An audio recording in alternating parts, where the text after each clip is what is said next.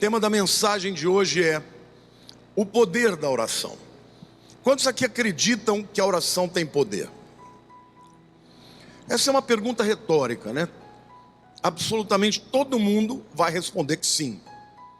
Mas na prática, a gente percebe que esta não é a grande convicção das pessoas. Porque se as pessoas tivessem convicção de que a oração move o coração de Deus, abre portas, estabelece fundamentos, as pessoas orariam mais. Sim ou não? Você, toda vez que vai orar, deixa eu fazer essa pergunta para vocês, essa não é retórica. Vocês sentem a sua mente se dispersar? Tem que lutar para ficar com foco? Vocês sentem ataques na mente, tais quais a sua oração não vai ser respondida, você é um pecador, você não merece esta bênção? Sente isso. Existem inúmeras razões que nos desencorajam a orar. Mas hoje eu quero começar dizendo para vocês que há um grande número de experiências na Bíblia de pessoas que oraram e mudaram não somente os seus destinos, mas também de todos os seus circunstâncias. A oração de fato tem poder, a oração de fato é necessária. Mas há dois aspectos que são paralelos ao tema da oração. Aliás, eu diria que são dois trilhos sobre os quais o trem do milagre anda. O primeiro é fé, diga fé. E o segundo é... Qual é o segundo? Não. A oração é o trilho que anda em cima. O segundo é um coração inteiro para Deus. A palavra de Deus nos mostra que o próprio Deus fala ao seu povo: esse povo me adora com seus lábios, mas o seu coração está distante de mim. Então, antes de qualquer coisa que eu vá dizer a respeito da oração, é muito importante que você entenda que você precisa de fé e precisa de ter um coração inteiro entregue ao Senhor. Porque para se aproximar desse Deus maravilhoso, você tem que se aproximar com essas duas atitudes. No livro de Hebreus, capítulo 11, versículo 6, o autor de Hebreus, na minha opinião, Paulo, ele é muito enfático. Ele apresenta um absoluto aqui. Ele diz assim: de fato, sem fé é impossível agradar a Deus. É impossível ter o favor de Deus quando você se aproxima dele sem fé. E ele continua dizendo: porquanto é necessário que aquele que se aproxima de Deus creia em duas coisas: que ele existe e que se torna galardoador dos que o buscam. Em outras palavras, quem não crê que Deus intervém, dificilmente alguém vai dizer: não, Deus não tem poder. Deus tem poder para qualquer coisa. A grande dificuldade das pessoas é crer que Ele se importa com a sua necessidade, que Ele se importa com o seu problema, e que Ele desce do trono para intervir na minha e na sua vida. Quantos aqui creem que Deus faz isso ainda hoje? A oração é tão importante, irmãos, que pode mudar o destino. Quantos de vocês não conhecem a oração de Jabes?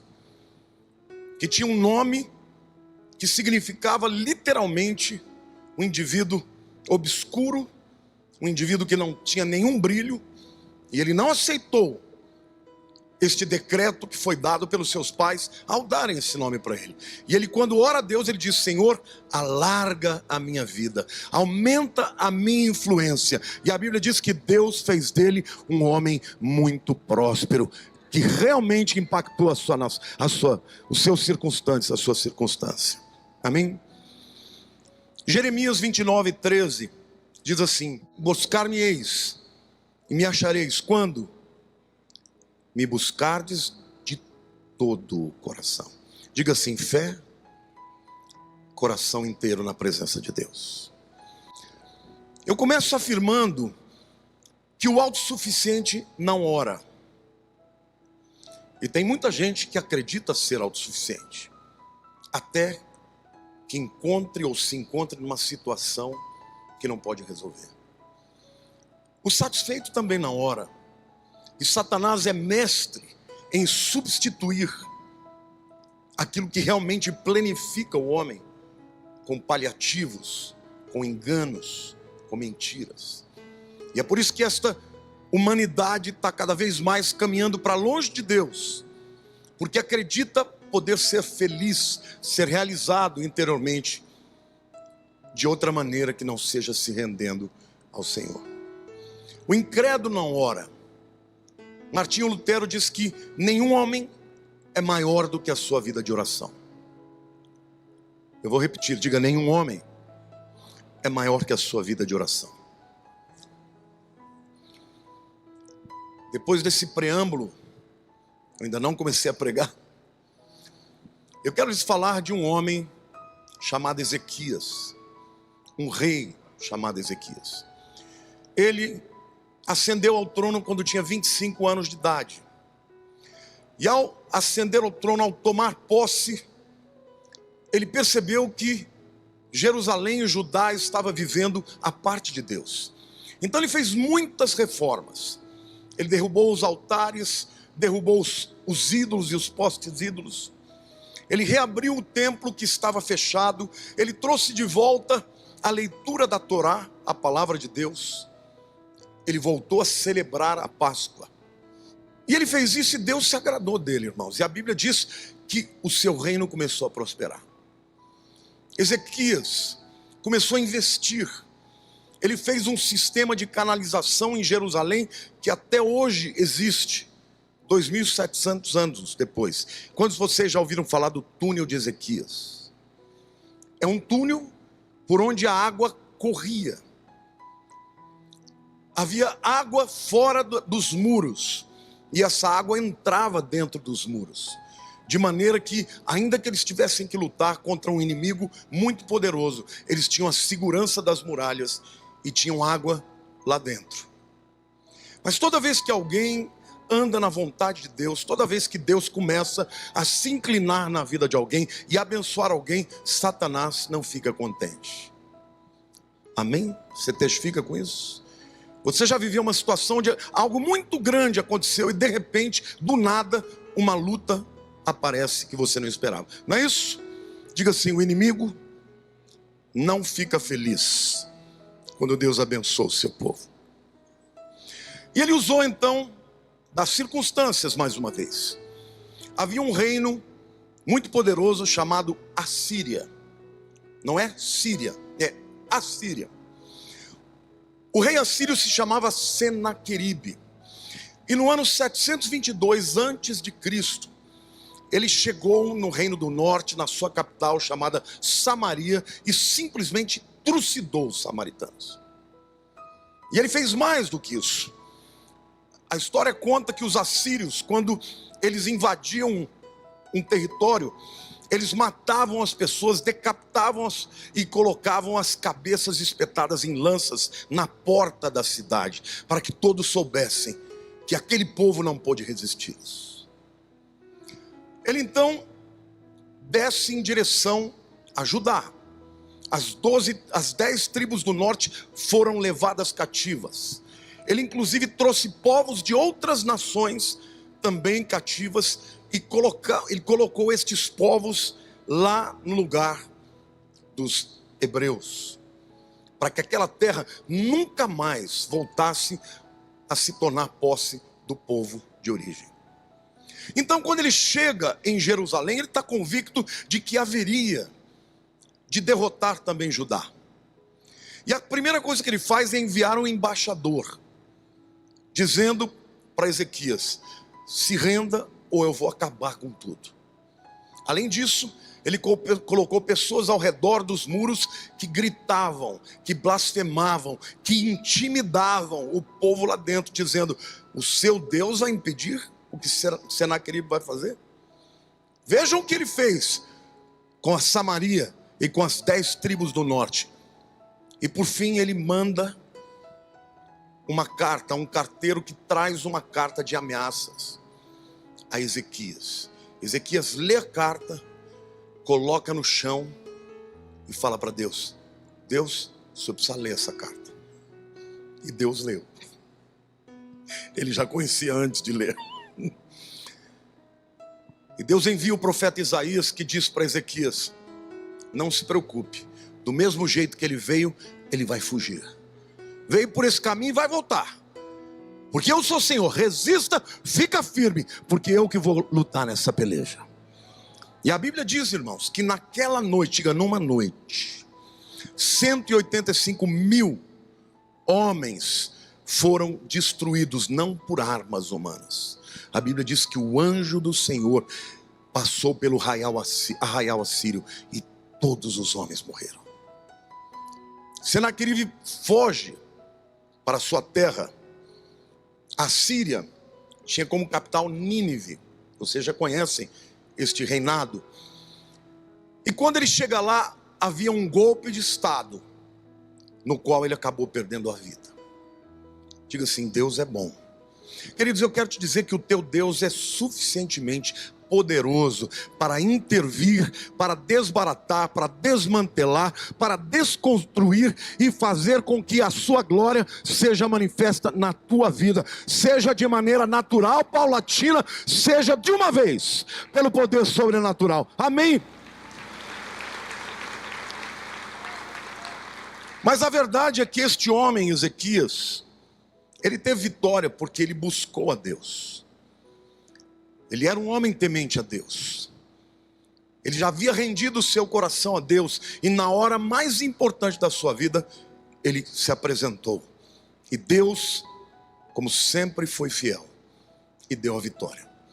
Mas o texto da Bíblia continua dizendo que naqueles dias, e portanto, nós não sabemos exatamente quanto tempo demorou, mas depois dessa grande vitória, Ezequias passou a ter um outro grande problema, e eu vou ler com vocês 2 Reis 20, de 1 a 11. Naqueles dias Ezequias adoeceu de uma enfermidade mortal.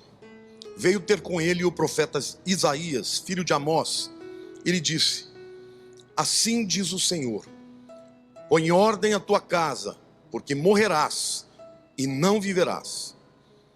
Então virou Ezequias o rosto para a parede e orou ao Senhor, dizendo: lembra-te, Senhor, peço-te, de que andei diante de ti com fidelidade, com inteireza de coração, e fiz o que era reto aos teus olhos. E chorou muitíssimo. Antes que Isaías tivesse saído da parte central da cidade, veio a ele a palavra do Senhor, dizendo: volta e diz a Ezequias, príncipe do meu povo, assim diz o Senhor, o Deus de Davi teu pai: ouvi a tua oração e vi as tuas lágrimas. Eis que eu te curarei. Ao terceiro dia subirás à casa do Senhor. Acrescentarei aos teus dias 15 anos, e das mãos do rei da Síria te livrarei. A ti e a esta cidade, e defenderei esta cidade por amor de mim e por amor de Davi meu servo. Disse mais Isaías: toma uma pasta de figos. Tomaram-na e puseram sobre a úlcera, e ele recuperou a saúde. Ezequias disse a Isaías: qual será o sinal de que o Senhor me curará, e de que ao terceiro dia subirei à casa do Senhor? Respondeu Isaías: ser-te-á isto da parte do Senhor, como um sinal de que ele cumprirá a palavra que te disse. Adiantar-se-á a sombra 10 graus, ou retrocederá. Então disse Ezequias: é fácil que a sombra adiante 10 graus. Tal, porém, não aconteça, antes retroceda 10 graus. Então o profeta Isaías clamou ao Senhor e fez retroceder 10 graus, e a sombra lançada pelo sol declinante no relógio de Acaz. Que história tremenda, irmãos.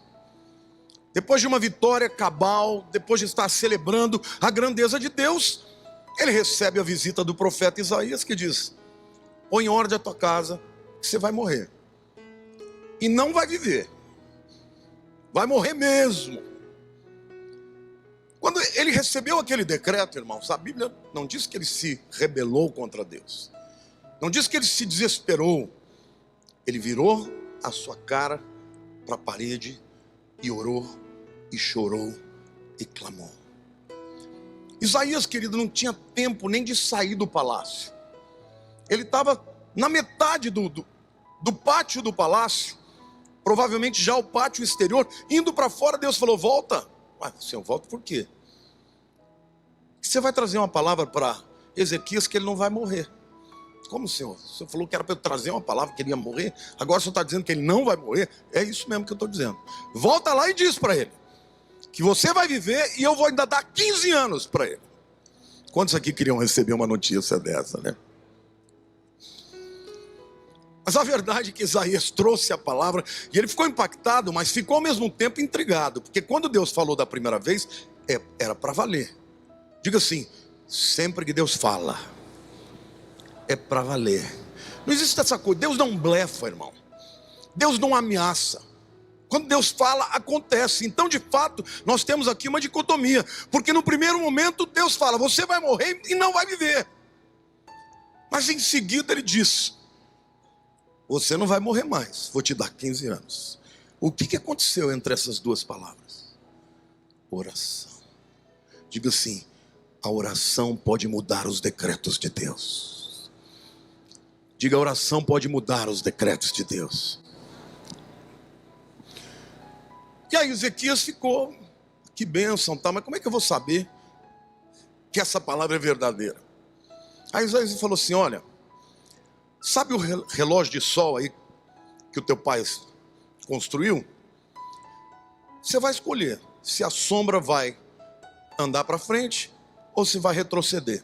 10 degraus. Na verdade, essa palavra graus também pode ser traduzida por degraus.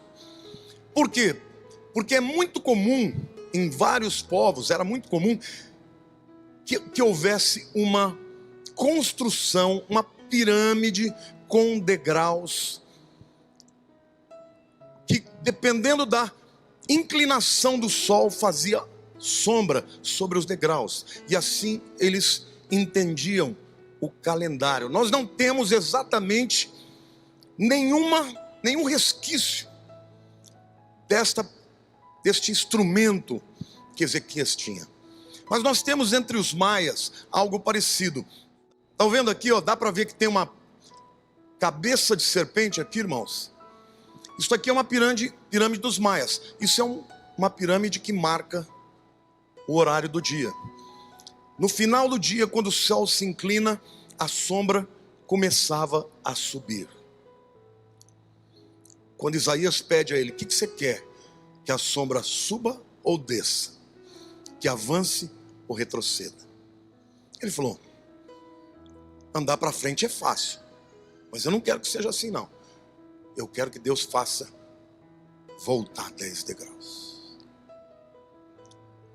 Isaías declara que isso vai acontecer, e quando ele chega lá fora do pátio, já tinha retrocedido a sombra.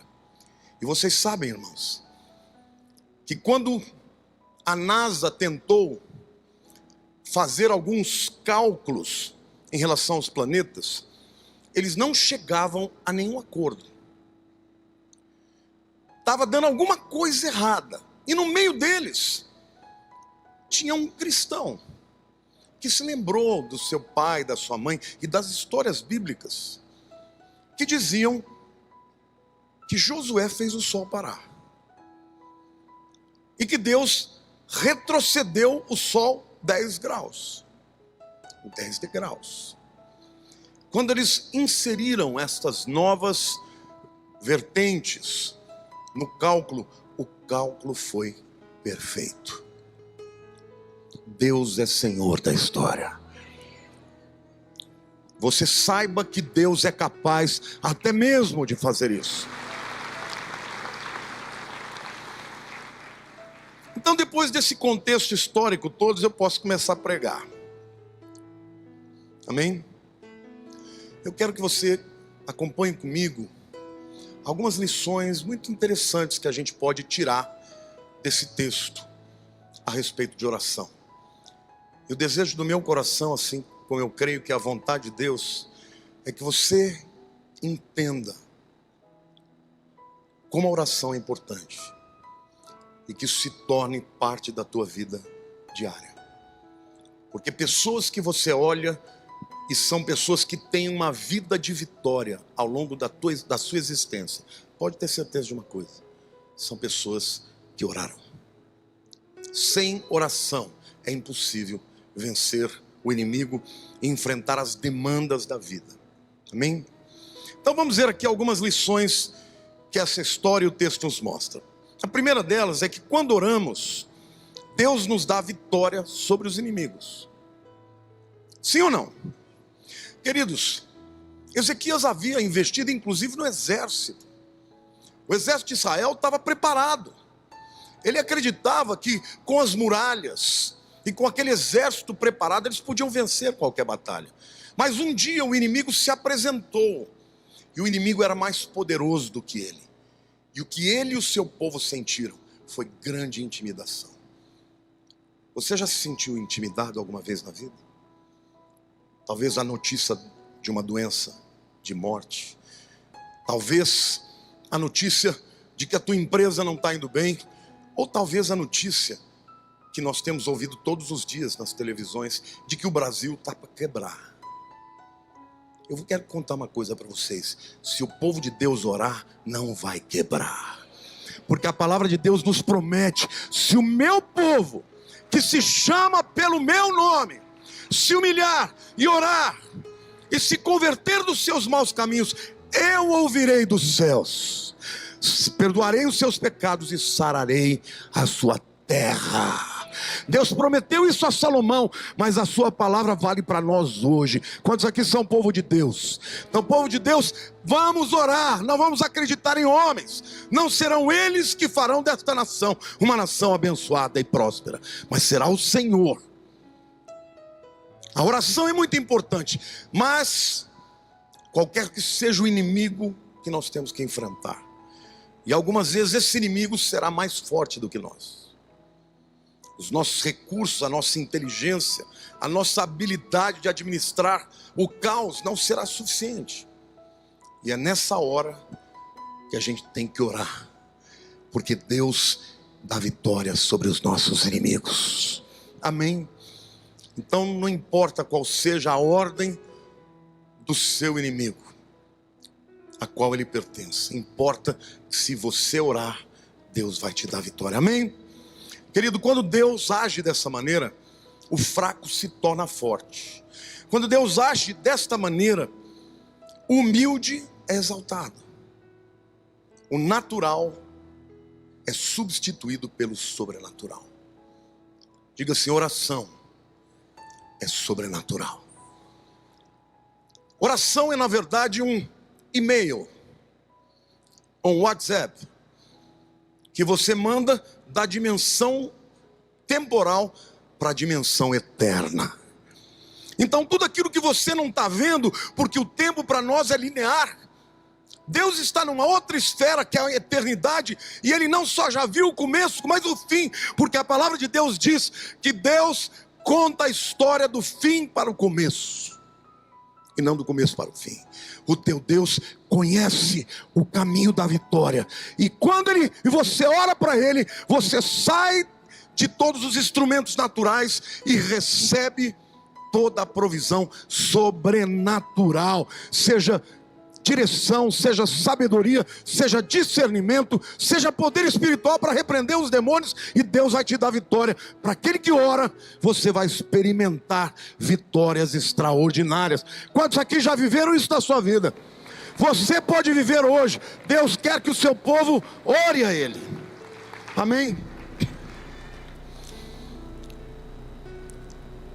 Ezequias experimentou isso. Clamou a Deus, não confiou no seu exército, e Deus fez algo que ele não esperava. Porque na história de Israel, muitas vezes Deus falou: vai para a peleja, vai para a guerra, mas nessa peleja vocês não vão ter que lutar sozinhos, eu vou adiante de vocês. Aliás, o seu nome era chamado por Israel como o Senhor dos Exércitos, porque Israel sabia que quando eles iam para o campo de batalha, havia uma força invisível que até as nações sabiam e temiam. Eles acreditavam que esse poder estava na arca. Tanto é que os filisteus roubaram a arca, acreditando que podiam levar o poder de Israel. Mas Deus não estava na arca. Deus estava na aliança que Ele tinha com o seu povo. Então diga assim: quando oramos, recebemos de Deus a vitória sobre os inimigos. Amém? Segunda verdade que eu quero falar aqui para vocês é que quando oramos a Deus, Ele pode mudar os seus decretos. Isso aqui é uma jurisprudência, viu, irmãos? Porque a Bíblia diz que a vontade de Deus é soberana. Quantos aqui creem que a vontade de Deus é soberana? Quando Deus fala, vai acontecer, ainda Isaías foi enfático, você vai morrer e não vai viver. Como assim? Para que Ele disse isso? É para ficar claro, ó, você está quase no pé na cova. Mas por causa da oração, Deus mudou o decreto de morte para o decreto de vida. Queridos, é óbvio que Deus conhecia. É óbvio que na sua soberania Ele já sabia que Ele ia mudar o plano. E é assim que acontece na nossa vida. Muitas vezes aquilo que aparentemente é a vontade de Deus, e a vontade de Deus às vezes nos parece terrível. Você pode tomar duas atitudes: ou se entregar e dizer, tudo bem, é isso mesmo, eu sei que se eu morrer eu vou para o céu, vou estar com o Senhor. Ou você pode dizer, Deus, eu não quero morrer, eu ainda sou muito jovem, eu quero que o Senhor opere. E ele clamou a Deus, e ele orou, Senhor, muda o teu decreto. E não deu tempo nem de Isaías sair do palácio, que Deus já falou, pode voltar, porque você vai dizer para ele, você não vai morrer mais, você vai viver, e eu vou te dar 15 anos. Os teólogos acreditam que a doença que Ezequias tinha era um tumor de pele, um melanoma, que se encontrado ou extirpado muito cedo, não tem problema algum. Mas quando ele não é tratado, ele se torna terrivelmente maligno, acaba gerando metástases, e provavelmente era isso que Ezequias tinha. E aí eles botaram uma pasta de figos, irmão. Desde quando pasta de figo cura câncer? Não cura câncer. Mas porque ele obedeceu, a palavra de Deus prometeu que em 3 dias ele estaria louvando no templo. E em 3 dias ele estava louvando no templo. Porque quando Deus intervém, até a pasta de figo cura câncer. E eu quero te dizer, irmão, que qualquer que seja o instrumento que Ele usa para estabelecer a sua vontade, vai funcionar. Amém, irmãos? Pode aplaudir o Senhor, esse é o nosso Deus. Quantos aqui já tiveram câncer e fizeram quimioterapia? Fiquem de pé, por favor, não tenham vergonha. Isso acontece com gente boa também. Está curada? Muito tempo. Está curada? Diga assim, Deus operou e usou a pasta de figo, que é a quimioterapia. Mas quantos de vocês conhecem pessoas que fizeram tratamento, quimioterapia, radioterapia e tudo mais que pode acontecer, e morreram? O Senhor é dono da vida e da morte. Querido, se a vontade dele cabal é te levar, pode preparar a casa e se preparar, porque não tem como. Ele é o Senhor de todas as coisas.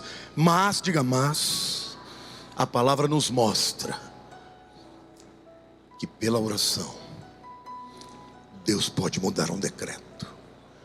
Deus pode mudar um decreto de morte na sua vida, de bancarrota, de derrota. E Ele não vai mudar se você não clamar. Quando Deus fala, vocês vão me buscar e vão me encontrar quando me buscarem de todo o coração. Então não imagina aqui uma oraçãozinha de 30 segundos, em nome de Jesus, Senhor, seja curado. Não.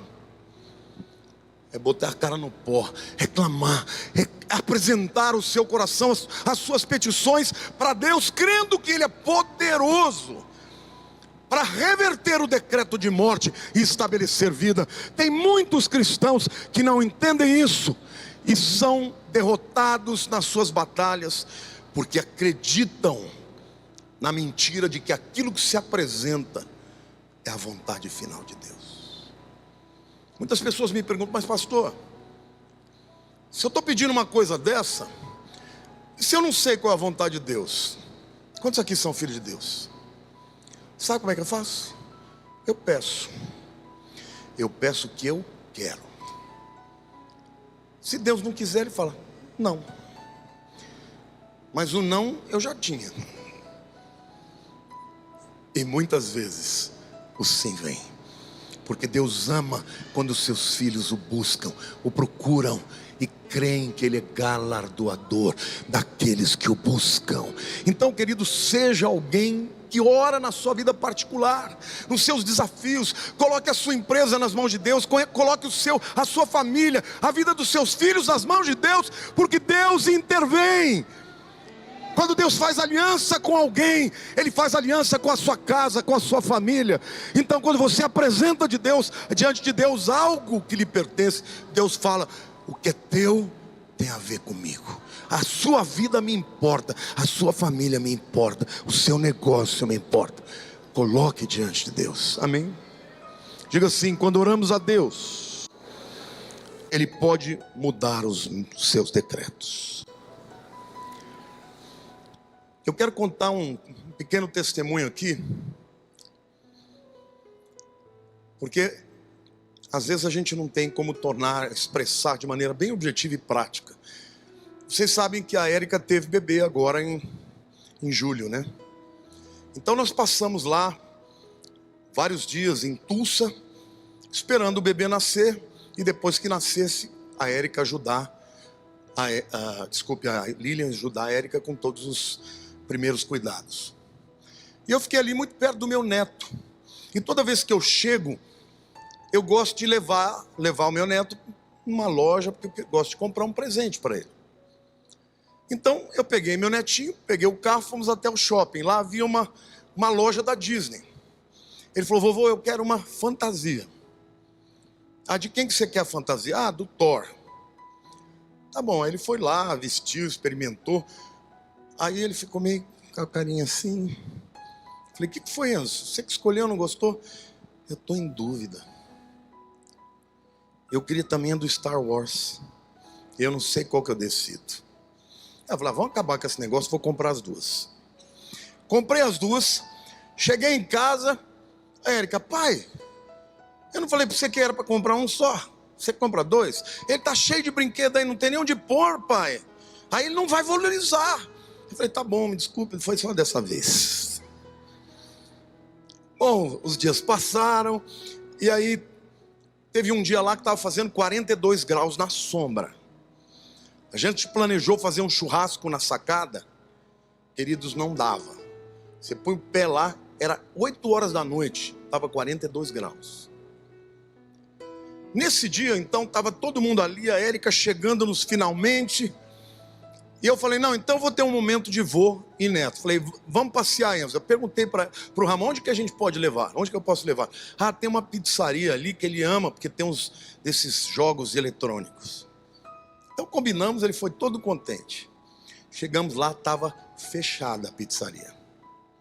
Falei: meu Deus do céu, o que eu vou fazer com esse menino com um calor de 42 graus? Falei para ele: vamos para o shopping. Aí ele falou para mim: vovô, eu não queria ir para o shopping. Eu falei: por que, meu filho? Vai que chegue lá e eu tenho vontade de comprar um presente e não posso. Estou falando sério. Eu falei: então vou ligar para sua mãe, vou ver se ela deixa. Eu falei: filha, a pizzaria está fechada. O único lugar que eu tenho para ir com ele é no shopping. Só que ele falou que vai ficar chateado se não puder comprar um presente. Tá bom, pai, pode comprar, mas um só, tá? Vamos, Enzo. Tua mãe liberou, ele todo contente. Chegamos lá, fomos direto na loja. Ele viu uma caixa assim que tinha todos os heróis pequenininhos dos Avengers. né? Os Vingadores. Esse aqui que você quer?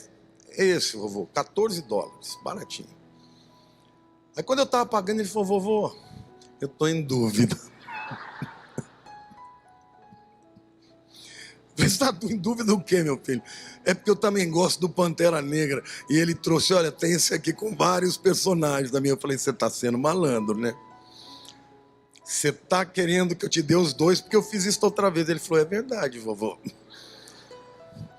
Então eu falei: não tem importância, vou comprar os dois. Por que eu estou contando isso, irmãos? Eu amo tanto meu neto. Amo tanto que às vezes chega até a doer. E por que eu amo tanto meu neto?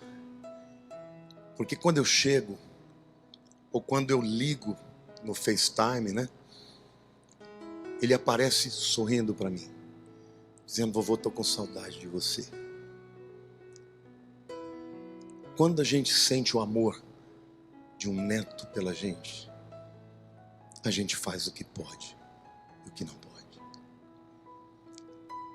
É isso que Deus espera dos seus. Deleita-te do Senhor e Ele satisfará os desejos do teu coração. Deus está dizendo para nós, irmãos, Deus é dono do ouro e da prata. Deus conhece o caminho certo. Deus é o Deus poderoso. O que Ele quer de nós, irmãos? Que nós o amemos. Às vezes, Satanás coloca uma mentira no nosso coração de que se nós erramos, se fizermos escolhas erradas, não há mais chance para nós. Mas a verdade é que quando o filho pródigo tinha este entendimento, ele percebeu que viver fora da presença do pai era horrível. Tinha perdido tudo, estava comendo junto com os porcos. Ele disse assim: eu vou voltar para a casa do meu pai, porque lá até os escravos vivem melhor do que eu estou vivendo. Eu vou pedir a ele: pai, eu não sou digno de ser chamado do teu filho. Deixe-me ser um dos seus servos. Mas a parábola de Jesus diz que o pai estava com os braços abertos. E quando viu o filho chegando, ele correu ao seu encontro. E ali o abraçou, o beijou, trocou as suas sandálias, trocou a sua roupa, colocou o anel de filiação e fez uma grande festa onde foi servido o novilho gordo, o novilho cevado, que representa Jesus. Sabe o que Jesus está nos ensinando, irmãos?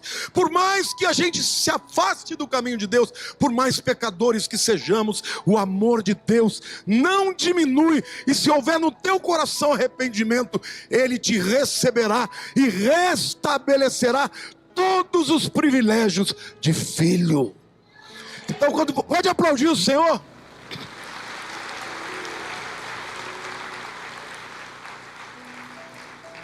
Quando nos aproximamos dele, é como filhos. 2 dos discípulos de Jesus o traíram igualmente. Judas, porque o vendeu e levou os soldados romanos até o Getsêmani. Pedro, porque o negou 3 vezes.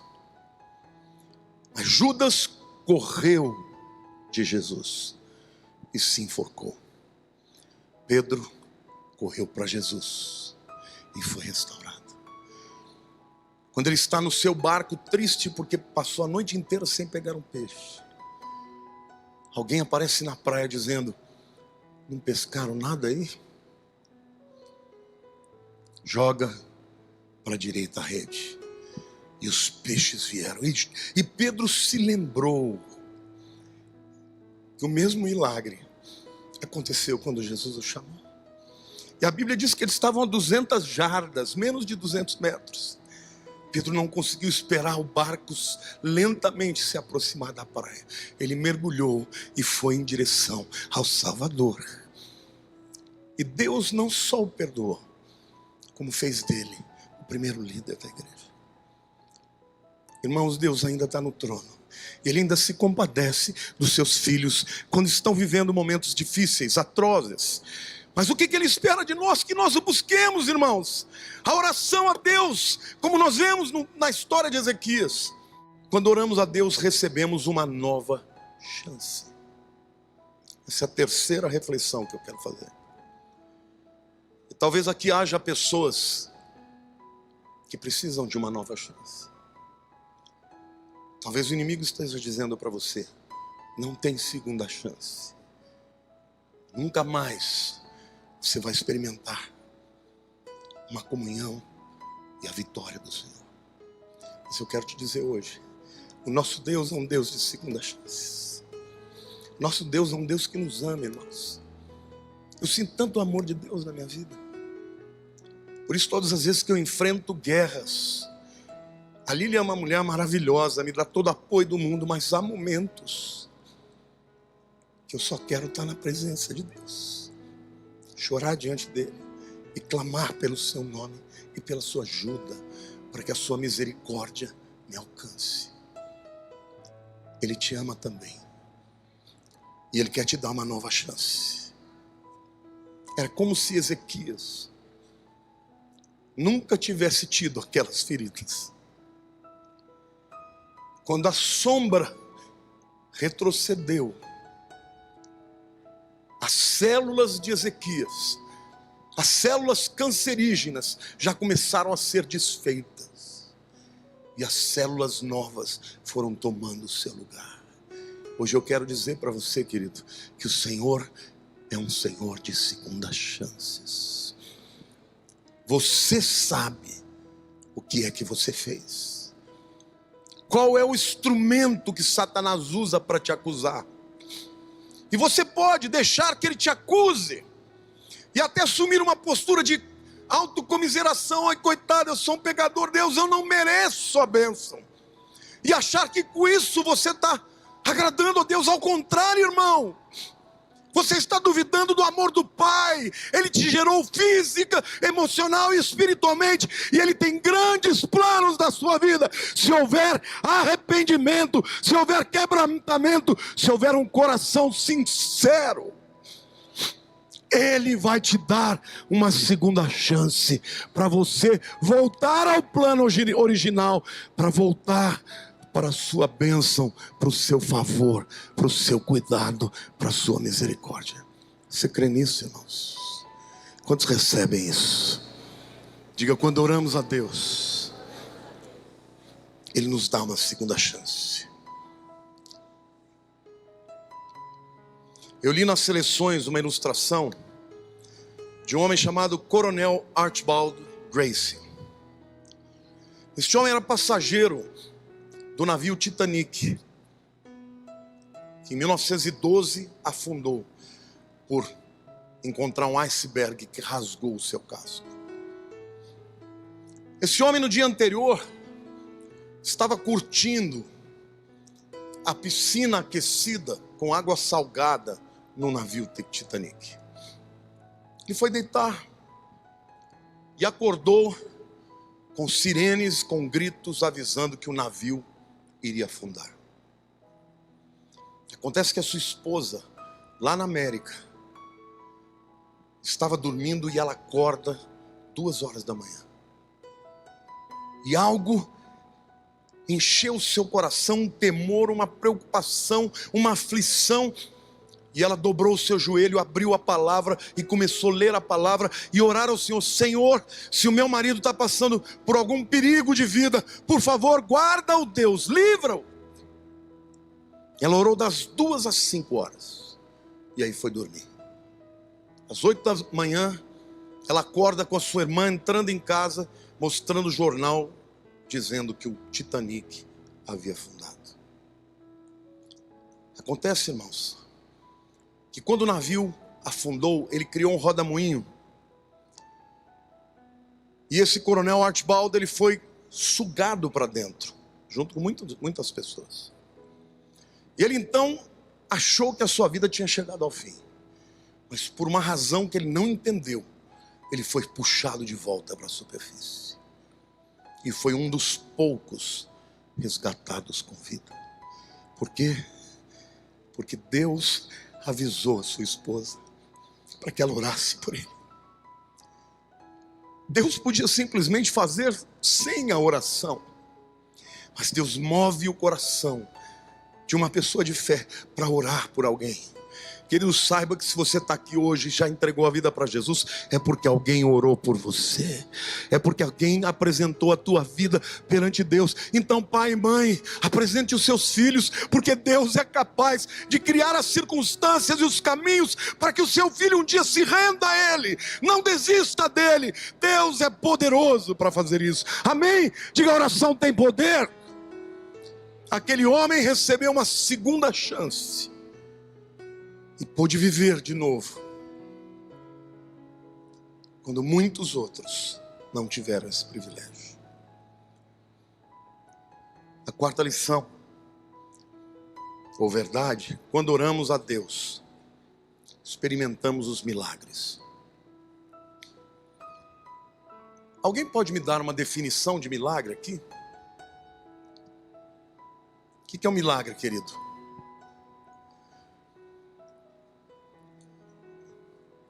Aquilo que o homem não pode fazer. Uma boa definição. Quantos aqui acreditam que Deus pode curar uma enfermidade? Mas uma cura de uma enfermidade não é um milagre. Por quê? Porque os médicos podem curar. Podem ou não podem? O milagre é quando aquilo que a ciência, o homem, nas suas capacidades, não consegue fazer. Deus ainda faz milagres hoje. E eu quero te dizer, meu querido, nós precisamos, nesse tempo de tanta incredulidade, orar a Deus, ao Deus de milagres, que opere os milagres na nossa vida, para que nós tenhamos um bom testemunho para dar. Porque contra milagres não há argumentos. O apóstolo Paulo, quando esteve pregando na cidade de Atenas, no Areópago, ele fez o melhor sermão que ele tinha na vida. Falou do Deus desconhecido. Foi extraordinário, porque a Bíblia diz que os gregos querem sabedoria e os judeus pedem sinais. Paulo era judeu e grego, conhecia a cultura grega. Nasceu na cidade de Tarsis, atual Turquia. Portanto, estava debaixo do Império Grego e ainda era romano, com cidadania. Mas quando ele saiu de Atenas e foi caminhando para Corinto, ele foi pensando, porque ele falou: o que deu errado? Foi meu melhor sermão. E poucas pessoas se converteram. Quando ele chega em Corinto, ele diz assim: quando eu fui ter convosco, eu não vim com palavras humanas, de sabedoria e persuasão humana, mas com poder de Deus e demonstração de Espírito. Querido, às vezes Deus permite que algo aconteça na sua vida, para que você clame a Ele, e Ele realiza um milagre na tua história, e este milagre aproxime as pessoas que não creem. Amém? Quantos aqui acreditam que Deus faz milagres hoje? Quantos aqui precisam de um milagre hoje? Então, comece a orar pelo milagre, porque se você crê que Deus pode fazer, você tem que orar. Cícero, não desista. Deus tem um milagre na tua casa. Ore todos os dias. Clame a Deus todos os dias. Deus é poderoso para fazer um milagre. Isso aconteceu na vida de Ezequias. E quando ele recebeu aquele milagre, o seu reino prosperou ainda mais. E todos sabiam o que Deus houvera feito na sua história. Eu fico pensando numa igreja cheia do Espírito, com o coração puro, que não se entrega à mentalidade desse século. Porque a palavra de Deus diz que os amigos do mundo são inimigos de Deus. Você não pode andar, meu querido, querendo receber as bênçãos de Deus e vivendo debaixo da égide, da mentalidade deste mundo. Ou o teu coração é dele, ou você jamais experimentará um Deus interveniente, um Deus que cura, que saura, que restaura, que dá uma segunda chance. E eu quero terminar essa palavra citando Tiago 4:2. Cobiçais e nada tendes, Matais e invejais e nada podeis obter. Viveis a lutar e a fazer guerras, nada tendes, porque não pedis. O apóstolo Tiago está aqui falando que pessoas que andam nesse mundo, segundo o modus operandi desse mundo, vivem lutando para conquistar, para subir. E muitas vezes para subir você tem que invejar, você tem que passar o outro para trás, você tem que fazer guerras, porfias, porque esta é a maneira do mundo. E o que ele diz? Tudo isso que vocês fazem não é nada, é inoperante. E vocês desejam, mas não possuem. Por quê? Porque não pedem. Jesus ensinou: pedi e dá-se-vos-á.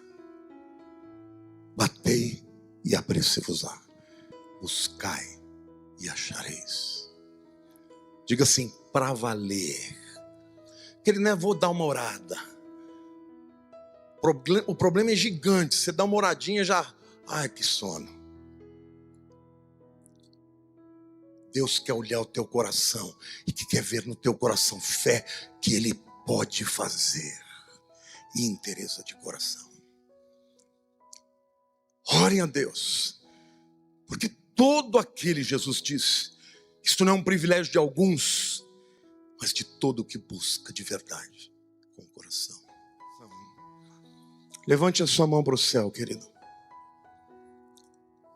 A palavra de Deus nos diz: entrega o teu caminho ao Senhor, confia nele, e tudo Ele fará. Que coisa linda, irmãos. Essa promessa. Saber que os nossos caminhos serão endireitados. A palavra também diz: confia no Senhor de todo o teu coração. E não te estribes no teu próprio entendimento. Reconhece-o em todos os teus caminhos, e Ele endireitará as tuas veredas. Deus faz o torto andar reto. Deus faz o pecador ser um homem de bem, uma mulher de bem. Deus pode mudar a história do teu filho, mesmo que ele esteja nas drogas, na prostituição. Não importa qual seja o caminho torto. Deus espera que nós apresentemos os nossos queridos diante do Deus que tudo pode. Diga assim: Senhor, tudo podes, e nenhum dos teus planos pode ser mudado. Diga que eu te conhecia de ouvir falar, mas os meus olhos te veem. Feche os seus olhos. Pai Celeste, a nossa confiança está em Ti. Certa vez Pedro falou a Jesus, quando Jesus perguntou se eles queriam ir embora também. E Pedro disse: Senhor, Tu te lembras para onde iremos nós? Só Tu tens palavras de vida eterna. Para onde iremos nós, Senhor? Perdoa-nos, ó Deus, quando nos encantamos com as coisas desse mundo. Quando achamos que qualquer coisa nessa vida pode nos levar a um caminho de vida. Mas hoje queremos te dizer: só Tu tens palavras de vida eterna. Por isso nós nos apresentamos a Ti hoje. E eu apresento a Tua igreja. Dirige-nos, Senhor. Mostra-nos a Tua vontade. Corrige-nos, Pai, quando errarmos. Mas nós te pedimos como Davi. Davi disse: não retiras de mim o Teu Espírito. Nós sabemos que hoje o Teu Espírito jamais sairá de nós. Mas podemos entristecê-lo, apagá-lo. Por isso queremos dizer: toma conta do nosso coração, da nossa vida, dos nossos pensamentos, dos nossos desejos.